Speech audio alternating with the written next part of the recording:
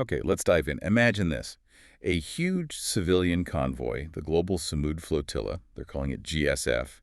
We're talking, what, over 50 ships? That's right, over 50 vessels and around 500 people from, I think, 44 different countries. And right now they've entered this high-risk zone about 150 nautical miles off the coast of Gaza. Yeah, and at the exact same time, Israel has publicly confirmed they are ready to intercept, and they've used the phrase, quote, any means necessary. Any means necessary. And that sets up just an incredibly tense situation, an acute international crisis really unfolding right there on the water. Absolutely. And the sources we're looking at today cover all angles. We've got legal analyses, official statements from governments, UN humanitarian reports, and, crucially, accounts from the activists themselves. Right. So our mission today, for you listening, is to unpack this. Because it looks like humanitarian aid on the surface, but it seems to be much more, doesn't it? It really is. We need to explore why this GSF mission is, well, a very strategic, very calculated act, almost like civil society legal activism. Forcing a global showdown, essentially, over the legality of that 18-year Gaza naval blockade.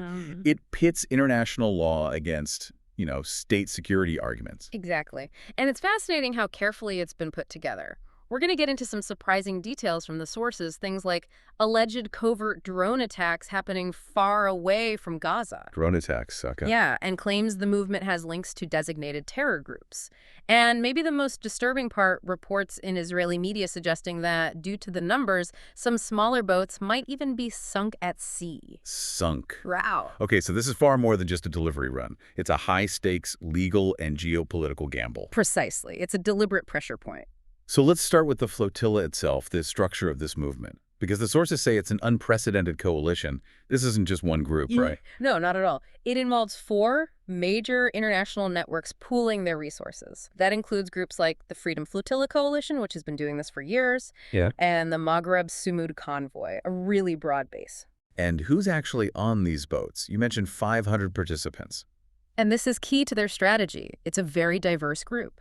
Doctors, international lawyers, prominent trade union leaders, clergy members, even elected officials from various countries. So it's designed to be representative of, global civil society. Exactly. And that's what the sources are calling their soft power shield. They haven't just recruited dedicated activists, they've deliberately included globally recognized figures, people who bring immediate media attention. Like who?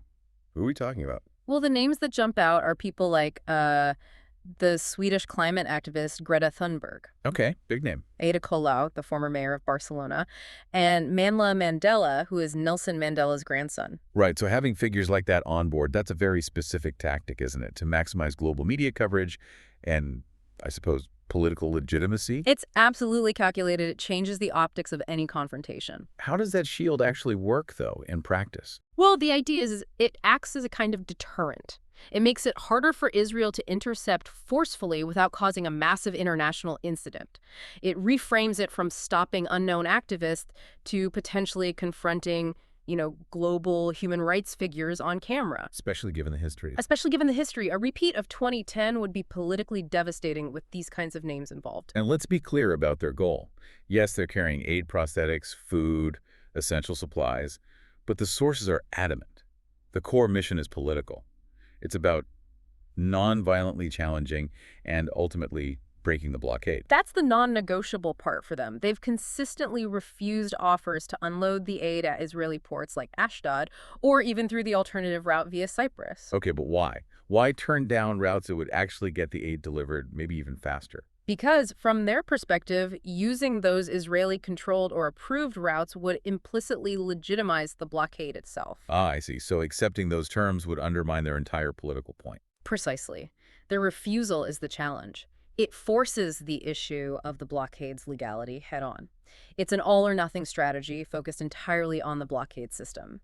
And you mentioned history. We can't really understand the tension here without talking about the Mavi Marmara incident, can we? No, you absolutely can't. The memory of 2010 hangs heavy over everything. That's when an Israeli raid on a similar flotilla, though smaller, ended with 10 activists killed in international waters. 10 deaths. Yes. And that incident was intensely scrutinized globally. It sets the precedent, it raises the stakes, and it explains why everyone involved, including European governments, is so incredibly nervous right now. Okay, so the flotilla organizers are using that history, but also the current humanitarian situation in Gaza as their justification.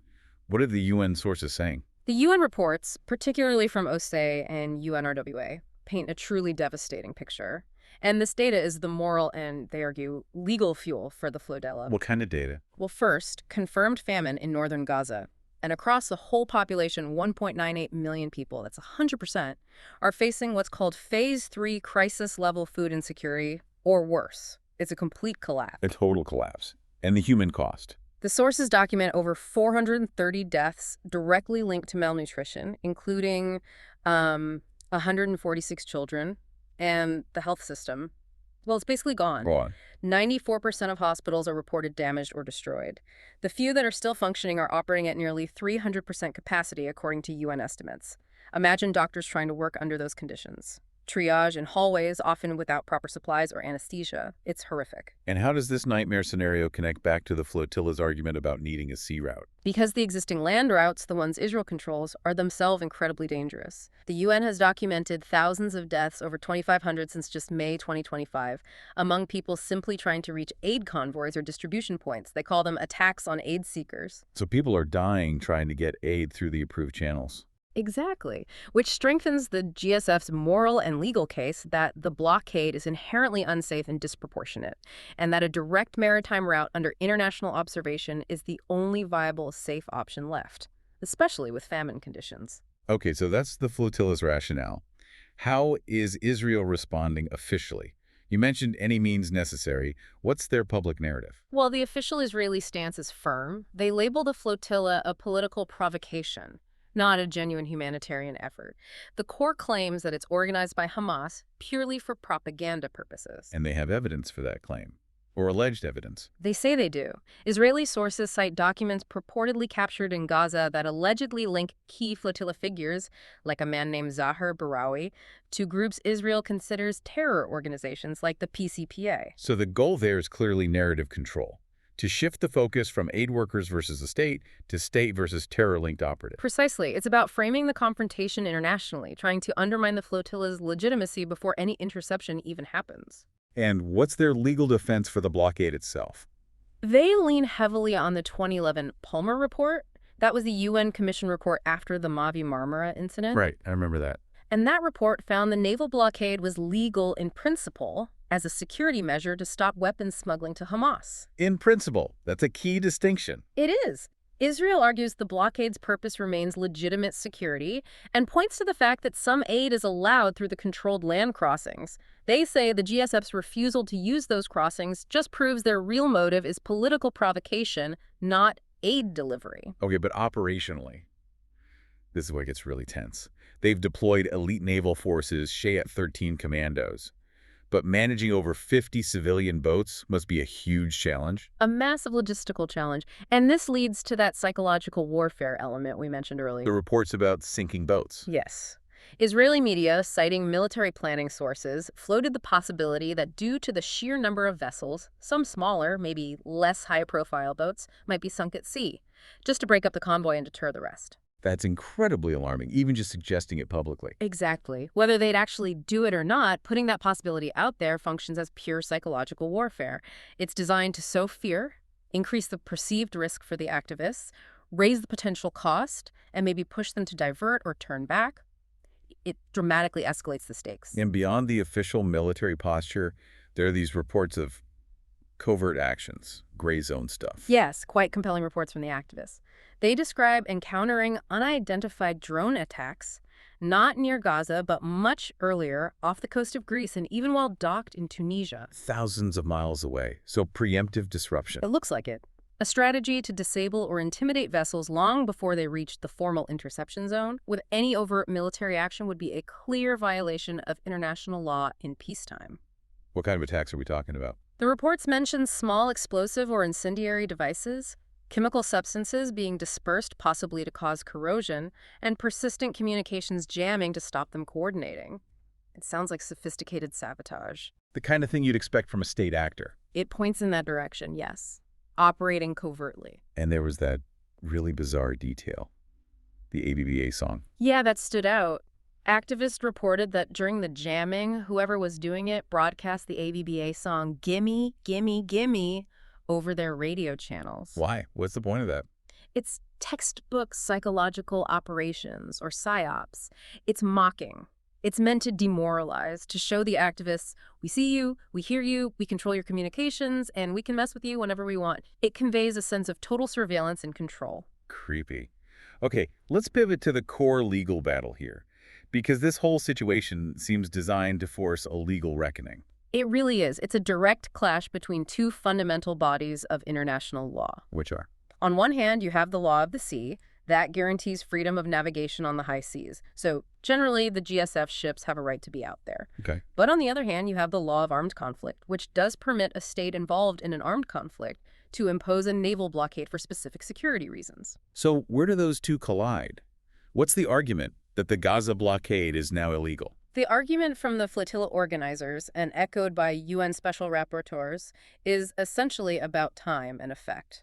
They say that after 18 years, and given the catastrophic consequences we discussed, the famine, the health system collapse, the blockade can no longer be considered a proportionate security measure. It's gone on too long and caused too much harm. Exactly. They argue it has effectively become collective punishment against the entire population of Gaza, which is absolutely prohibited under the Fourth Geneva Convention. So the core argument is, even if it was legal initially, the devastating cumulative impact makes its continuation disproportionate and therefore illegal today. That's the crux of it. That means the total sea blockade are vastly disproportionate to the stated security aim when the result is mass starvation and societal collapse. And Israel's counter. Israel maintains it is proportionate because, they argue, they are only stopping military use items, and that essential humanitarian aid is permitted through the controlled land crossings they operate. The blockade is necessary, they say, to prevent weapons reaching Hamas. This has clearly divided the international community. We see some European countries being very cautious. Right. Italy and Spain, for instance, sent naval vessels, but only explicitly for observation and potential rescue operations, a sort of diplomatic shield, while publicly urging the GSF to stand down, worried it could derail wider peace efforts. So they're trying to balance law, diplomacy, and alliances. It shows the tension perfectly. National governments have to weigh the legal principles against strategic relationships and the immediate desire to avoid escalation, whereas UN bodies, like the special rapporteurs, can focus more purely on the legal interpretation. And the rapporteurs have been quite blunt, haven't they? Very. They've condemned Israel's threats, stating any attempt to forcibly stop the convoy in international waters would be a grave violation of international law, and they've described the blockade itself as unlawful due to its effects. Okay, so synthesizing all this for you, the listener, trying to make sense of this, what's the key takeaway? I think the core insight from these sources is that the Global Sumud Flotilla is functioning as a legal catalyst. It's been strategically engineered not just to deliver aid, but to force this long-running, somewhat abstract legal debate about the blockade into an unavoidable, high-profile, real-time crisis. Forcing states to finally take a clear public stance on the blockade's legality under intense media scrutiny. Exactly. It turns theory into a very concrete, very dangerous reality. Which leads us to this final, really interesting point emerging from the sources, a potential long-term way to resolve this legal ambiguity. Yes, there's discussion, apparently gaining traction in some diplomatic circles, about getting a definitive legal answer. The proposal is for the UN General Assembly to formally request an advisory opinion from the International Court of Justice, the ICJ, the World Court. An advisory opinion on what specific question? On the absolute core issue. Does a naval blockade, maintained for 18 years, that results in conditions of famine and the collapse of a healthcare system, transform into a prohibited act of collective punishment under current international humanitarian law? Wow. Getting the ICJ to weigh in on that could be monumental. It could potentially redefine the rules for blockades in the 21st century. It could offer authoritative guidance on where that line is drawn between legitimate security measures and illegal collective punishment based on severe humanitarian impact. It cuts right to the heart of this entire confrontation. A powerful thought indeed.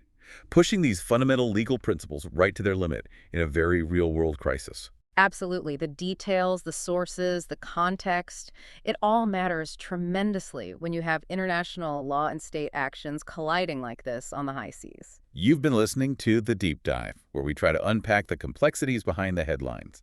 Thanks for tuning in. We hope this analysis of the sources was useful. We'll catch you next time.